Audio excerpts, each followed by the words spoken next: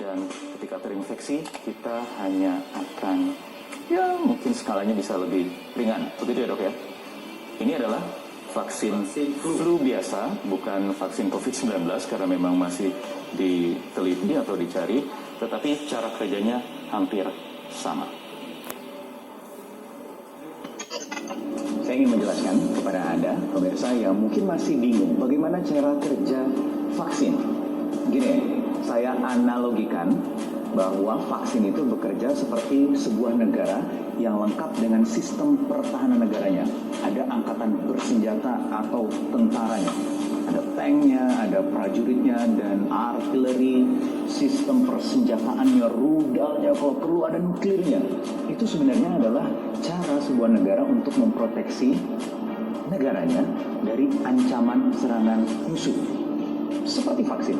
Jadi cara kerja adalah kita coba analogikan tentara yang prajuritnya berwarna hijau ini adalah virus, dan yang di lembaga biomolekuler Eijkman yang saat ini sedang bekerja untuk mencari vaksin COVID-19 di Indonesia.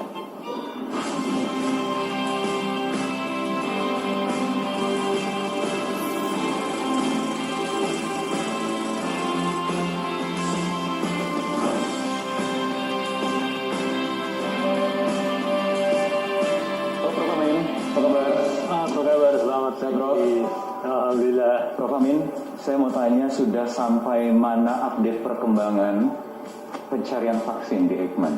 Baik, kita saat ini masih di tahap yang pertama, justru yang paling penting, di mana kami menyiapkan antigennya.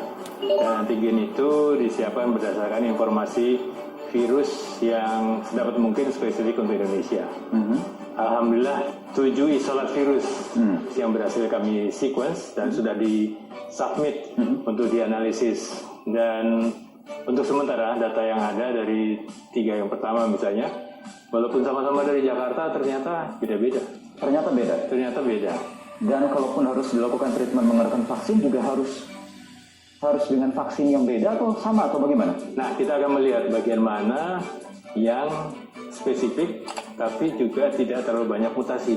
Jadi bisa mewakili semua virus yang ada di Indonesia. Jadi bisa diwakili dengan satu vaksin yang sama nantinya begitu ya? Jadi mungkin berbeda dengan yang ada di luar negeri. Makanya kita mesti mengidentifikasi virus yang beredar di Indonesia. Kita ambil bagian yang paling conserve. Jadi bisa mewakili. Prof, mungkin kita ngobrol sambil keluar, Prof. Yang saya ingin tanyakan selanjutnya adalah, Prof, kenapa proses pembuatan vaksin ini begitu lama? Jadi ada 2 proses. Satu skala laboratorium, kemudian skala industri.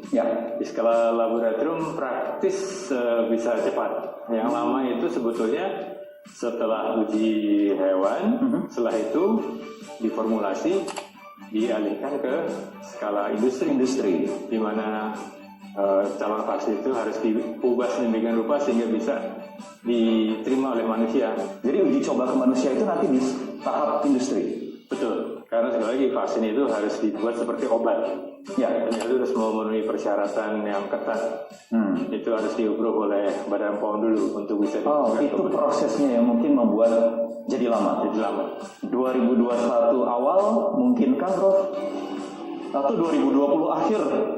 2021 awal untuk laboratory scale. Sambil menunggu paling tidak 1 tahun ke depan, apa yang bisa dilakukan? Ada berbagai macam treatment, konvalensi darah, plasma, kemudian ada serum juga, Prof. Yang vaksin memang kita harus menunggu cukup lama, tapi yang paling dekat adalah selain obat tentunya, obat kimia, adalah plasma konvalesen. Kita harapkan minggu depan sudah bisa diterapkan, walaupun sebelumnya sudah di beberapa rumah sakit sudah dicoba. Tingkat keberhasilannya, Prof? Saat ini kalau lihat laporan dari teman-teman di luar negeri sangat menjanjikan. Kalau serum? Nah, serum itu memang satu usulan dari salah satu kelompok. Diperolehnya adalah ayam, imunisasi, disuntik, divaksinasi dengan virus atau antigennya. Kemudian dia bertelur. Nah, di telurnya itu akan diproduksi antibodi terhadap antigen yang diberikan. Sebetulnya antibodi ayam, tapi yang bisa diterima oleh manusia. Hanya saja kita nanti mesti memproses karena bagaimanapun itu adalah imunoglobulin atau protein dari hewan. Harus diproses sedemikian rupa sehingga betul-betul dapat diterima oleh manusia. Baik, Prof. Amin Subandrio, terima kasih sudah bersama kami di 50 Minutes. Dengan senang hati. Terima kasih.